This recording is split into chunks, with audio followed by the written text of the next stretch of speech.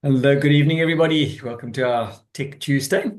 And I started last week covering a subject which apparently was quite interesting for a few people, called vitamin S, which is the sleep vitamin, and how essential sleep is for our health, our mental well-being, and just for restoring and healing. So let me share my screen and we're going to get on with the next part. Let's use a few of these things. Okay.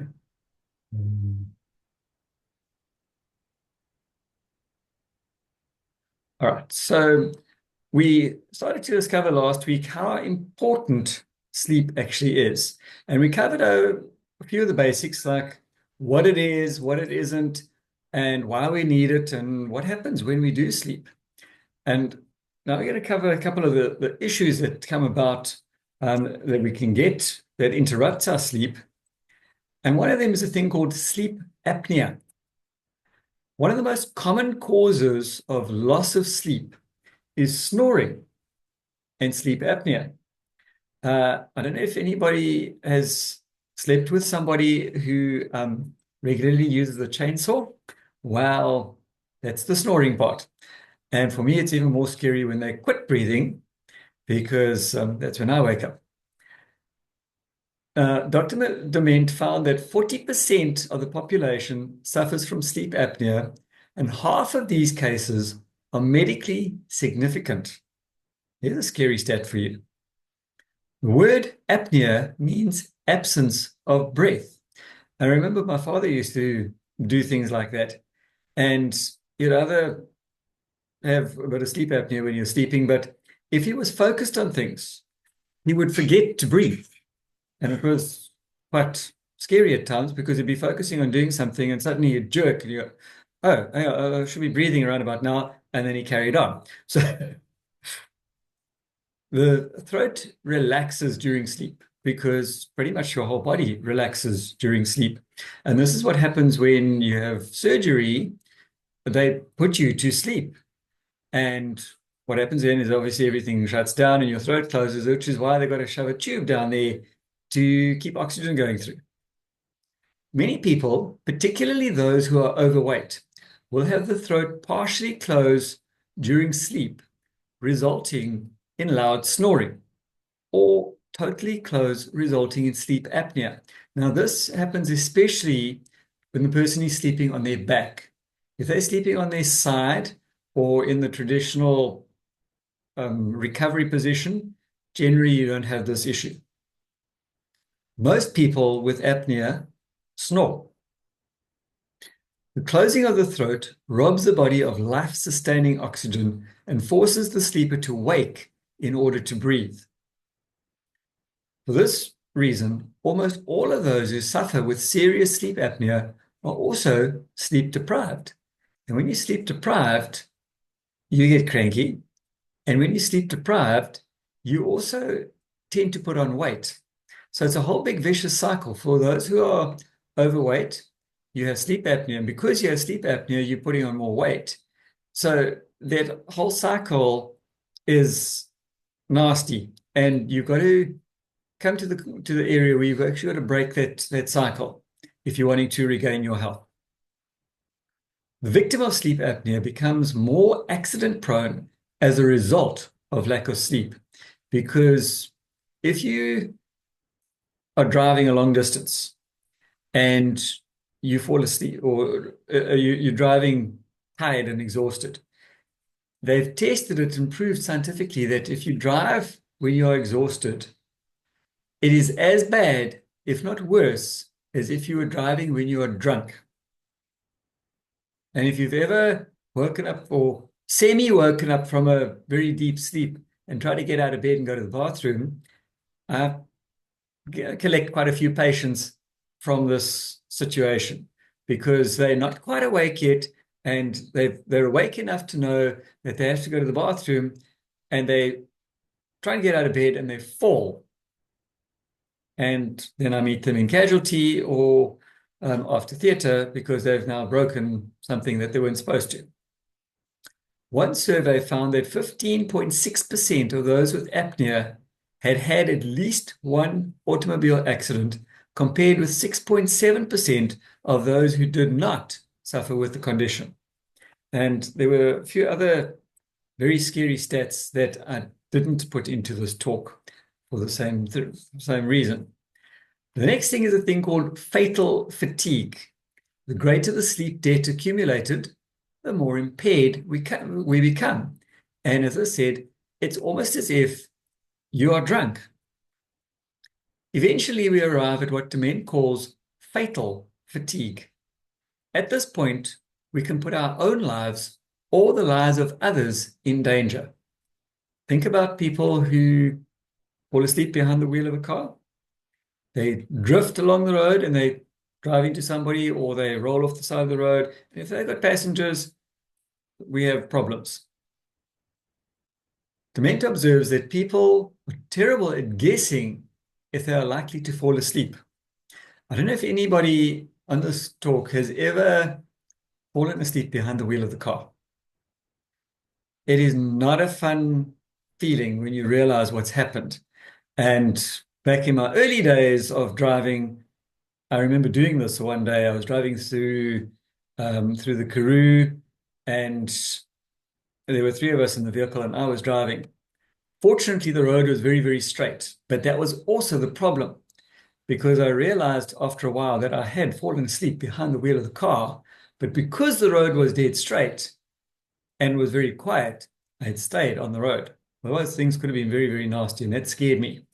And I know even traveling to Bloemfontein, sometimes I realize where I've got to stop, get out, and move, because otherwise we're all in trouble. Many people fall asleep and deny that they did so afterwards. You sit there and you just go, and you don't realize that you've fallen asleep. And so some people will say, no, they were just resting their eyelids. But sometimes they rest their eyelids for a good few minutes. Lack of sleep is involved with many assembly line and transportation accidents. Think of long-distance taxi drivers. Think of long-distance truck drivers, bus drivers. Those guys have got some very, very scary hours. And because of financial considerations, they're forced to drive for long periods of time. And they go to sleep. Especially like, pardon me, if they're driving through the Karoo. You drive from Bloemfontein to Cape Town. It is a very, very, very, very long straight road that sort of goes up and goes down and goes up and goes down. It doesn't deviate anywhere. People fall asleep very easily on those long trips. Higher profile accidents also involve sleepiness. Mark Rosekind, a sleep researcher, attached portable EEG machines to airline pilots flying long routes at night. And he found that their reaction times decreased by 25%. And this is something that the airlines have been working on, because the pilot boredom is a very real thing, and pilot fatigue is a very real thing. So on your long haul flights, they actually have to have 2 complete crew on board. So if you're flying from South Africa to Australia, for instance, it's something like a 19-hour flight. They've got 2 complete crew on board that aircraft. So the pilot who takes off is generally not the guy that lands the aircraft, because after 8 hours, they have to go and sleep. It is one of the laws. So if you're on a 16-hour flight, almost definitely the guy that takes the plane off the ground is not the guy that's going to be landing it, because he has to sleep somewhere along the line. 5 of the 9 pilots who were studied lapsed into micro sleep during the last 10 minutes of their flights. And if you know how an aircraft works, basically when you take off and you feel the gear going up, that's when the pilot takes his hands and feet off everything and autopilot is flying. When you hear the gear coming down, that is when your pilot has taken over again.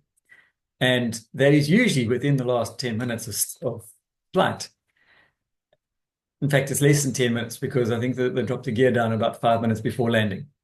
But this stat of 5 of the 9 pilots that were studied lapsed into micro sleep during the last 10 minutes of their flight, meaning that they're going along, they're flying, and they go, and they wake up, and that is when they actually should be the most focused. Pilots were actually lapsing into brief sleep episodes while they were descending and landing their planes. And if that doesn't scare you off flying, not much else will. I still enjoy my flying. Doctors and nurses are notorious victims of sleep deprivation and subsequent unnecessary errors. William Dement tested numerous nurses and resident physicians and found only one who was not suffering serious sleep deprivation. And resident doctors, in other words, your student doctors, are notorious for having to work sometimes 36-hour shifts. And I see it with the nursing staff myself, where they work they'll work a day shift, and which is two days on, 3 days off, 3 days on, 2 days off, etc. And then they work and they finish their day shift today, and tomorrow night they go on night duty. So they've got to sleep tonight, and then essentially they've got to sleep the whole of the next day, and then they go on night duty. It messes up their circadian rhythms dramatically. And unfortunately, doctors and nurses, with no disrespect to them, I work in the medical field, I'm part of this whole team, but we tend to forget that we're also humans and that we operate under the same law as our patients do. And I know medical people, I'm guilty party number one, make the worst patients because we will tell you to do ABC, but if we find ourselves in the same position, we believe that we can do XYZ. We're different. We don't have to abide by the ABC. Unfortunately, our bodies are still human and they work under the same rules. So the rule that we apply to our patients, we should apply to ourselves, and we don't always. The end result is we take longer to heal. 1/3 of automobile accidents are caused by sleepiness. And as I said, driving when drowsy is exactly the same as driving when drunk. Almost 1/3 of adult drivers report that they have dozed off at the wheel. Among the most sleep-deprived of all are your long-haul truck drivers. And as I said earlier, you can also include your taxi drivers and bus drivers in this country. They are, in Dement's words, penalized for getting a decent night's sleep. Truck drivers also have 3 times the incidence of sleep apnea of the general population because they're not sleeping properly. This increases their chances they will not obtain adequate sleep. Some of the actions we perform when sleep deprived are humorous. Ask anybody who's watched somebody who's just come out of theater. More or less the same results. Dement tells of a woman who loaded her dishes into the clothes dryer instead of the dishwasher and only realized her error when she heard the sound of breaking dishes. It's funny at the time, or shocking at the time, funny to look back at when you awake and can look back at how stupid it was, but also very scary because just think of something that could have been a lot more significant or dangerous when that was done. Other actions are less humorous. Chernobyl melted down in the early morning hours when workers were too sleep deprived to respond to critical warnings. And we know what happened to Chernobyl, and we know what's happening around there now. Most of us tend to think that if we are dead tired and fall asleep within minutes of the time our head hits the pillow, it's a good sign. I know, I do. I can go to sleep very, very quickly.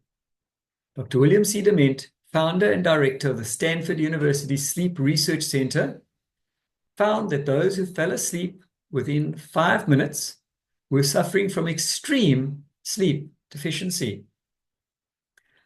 These individuals had severely impaired physical and mental reactions due to accumulated sleep debt. Those who fall asleep within 5 to 10 minutes carry considerable sleep debt and often operate at borderline mental and physical efficiency. Personal experience talking over there.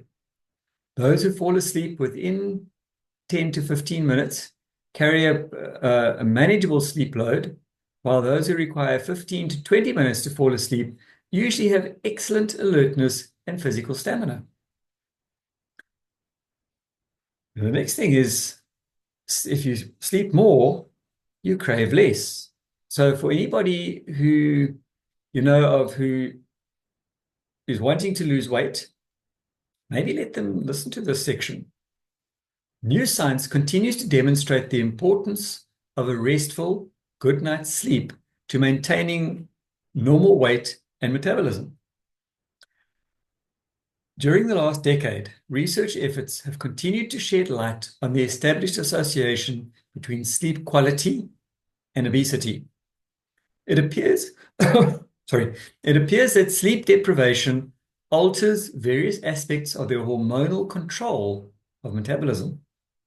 For example, lack of sleep also increases the levels of the hunger hormone, known as ghrelin. And there is also evidence that energy expenditure or calorie burning is decreased by lack of sleep. Very exciting new research has also identified a link between the duration of sleep and the intake of free sugars, suggesting that quality sleep itself is a key strategy to combating obesity. While research is ongoing in this area, the indications are clear. A good night's sleep is an important part of any holistic approach to weight loss and management. And I would probably add in there, as a holistic approach to general good health. I've said it before, and I'll tell you again that what the doctors do for people who are very, very sick, they've had a heart attack, or they've had more often than not, it's a major trauma that they've been involved in, and their body is really, really fighting hard. They will force them into sleep. So they put them into what's known as a medically induced coma. So they literally force them to go to sleep. And the person stays alive with the aid of a respirator, a machine, but their body is forced into a deep sleep, because that helps them to recover that much better and that much quicker than if they had to be awake and fighting the problems. So what can I do to make sure I'm getting enough quality sleep? There's a big difference between quantity and quality. You can do several things to make it easier to get the amount of quality sleep you need. And these behaviors all fall under what healthcare providers call sleep hygiene. And they include things like set and keep to a sleep schedule. Go to bed and wake up at the same time every day, including weekends and vacations. Being consistent can make a big difference in how much and how well you sleep. And I must say, I found that to be very true, because I tend to go to bed around about 10 o'clock at night, somewhere between 10 and 10:30-ish most nights. And I'm awake quite often before my alarm clock goes off at around about 5 o'clock in the morning. So I get between about 10 p.m. to 5 a.m. That's my sleep period. But if I have a later night, I find that I've got to go to bed a little bit earlier the next night to make up for that. Make time for sleep. So you need to pick a bedtime that allows you to get the recommended amount of sleep for your age. We had a chart the other day for that. Have a bedtime routine. going through these actions can train your brain that sleep is coming. Your brain will eventually go along with that training. So if you go to bed at 7 o'clock tonight, and tomorrow night you're going to bed at 9 o'clock, and the next night you go to bed at midnight, and then you go to bed at 8 o'clock, and then your body is going to get very, very confused. So you need to get a routine. My routine is I start to prep for my morning tea and coffee. So I get my water for the night to put next to my bed, fill the kettle with water, get the water filters filled up for the night, and then I go and have a shower before going to bed. So my body knows that after a shower, I'm going to bed. And it makes a big difference that way. Don't go to bed unless you feel sleepy. If it's bedtime and you don't feel sleepy, try and do things that will help you wind down and relax, especially activities from your bedtime routine, like reading. And I'm going to say reading, not using your phone or a laptop or an iPad. You want to get rid of the screen. Lose the screen much earlier in the evening. And I've got a whole library of books next to my bed, and I enjoy nothing more than having a quick read, even if it is just one page, usually some motivational book or training book, one page, and then I know, okay, right, now I can close my eyes and go to sleep comfortably. You need to avoid bright lights or electronics, especially around bedtime. Light from these too close to bedtime can disrupt your body's natural sleep-wake functions. So back in the good old days before Edison came about with these bright ideas, when the sun went down, generally people would be awake for a short while with a candle, but you couldn't really see or do much with a candle. Think back to the days when Eskom wasn't working at night and you didn't have a backup. You can't see or do much with a candle, so you tend to go to bed earlier. And then good old farmers would wake up at sunrise. So they got a very good night's sleep because they went to sleep shortly after sunset and they woke up around about sunrise.